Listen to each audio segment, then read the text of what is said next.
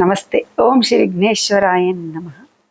ಭೂತ ಪ್ರೇತಗಳನ್ನು ಓಡಿಸುವ ಒಂದು ಶಕ್ತಿ, ಶಿವನ ಒಂದು ರೂಪ ಶ್ರೀ ಆಂಜನೇಯ. ಶ್ರೀ ಆಂಜನೇಯ ಅಂದರೆ ಒಂದು ಧೈರ್ಯ, ಒಂದು ಶಕ್ತಿ ಅಲ್ವಾ ರೀ.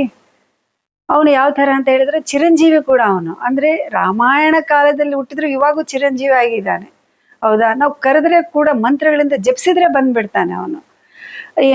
ಯಾವ ಮಂತ್ರ ಅಂತ ಹೇಳಿದ್ರೆ ಅದು ಓಂ ಶ್ರೀ ಆಂಜನೇಯಂ ಪ್ರಸನ್ನಾಂಜನೇಯಂ ಪ್ರಭಾವಿದ್ಯಕಾಯಂ ಪ್ರಕೀರ್ತಿ ಪ್ರದಾಯಂ ಭಜೆ ವಾಯುಪುತ್ರಂ ಭಜೆ ಬಾಲಗಾತ್ರಂ ಭಜೇಹಂ ಪವಿತ್ರಂ ಭಜೆ ಸೂರ್ಯಮಿತ್ರಂ ಭಜೆ ಬ್ರಹ್ಮತೇಜಂ ಭಜೆ ರುದ್ರರೂಪಂ ಭಜೇಹಂ ಭಜೇಹಂ ಭಜೇಹಂ ಅಂತ ಹೇಳಿ ನಾವು ನಮ್ಮ ಮಂತ್ರಗಳಿಂದ ಧ್ಯಾನ ಮಾಡುವುದರಿಂದ ಅವನು ಕೂಡಲೇ ಬಂದು ನಮ್ಮ ಪಕ್ಕಕ್ಕೆ ಇದ್ಬಿಡ್ತಾನೆ ರೀ.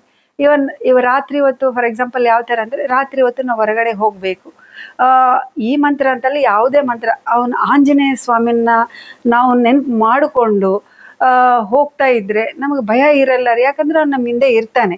ಈವನ್ ಚಿಕ್ಕ ಮಕ್ಕಳು ಭಾಳ ಭಯ ಪಡ್ತಾ ಇರ್ತಾರೆ, ಏನೋ ಕೆಟ್ಟ ಕನಸು ಬರ್ತಾ ಇರ್ತದೆ ನೈಟ್ ಟೈಮು.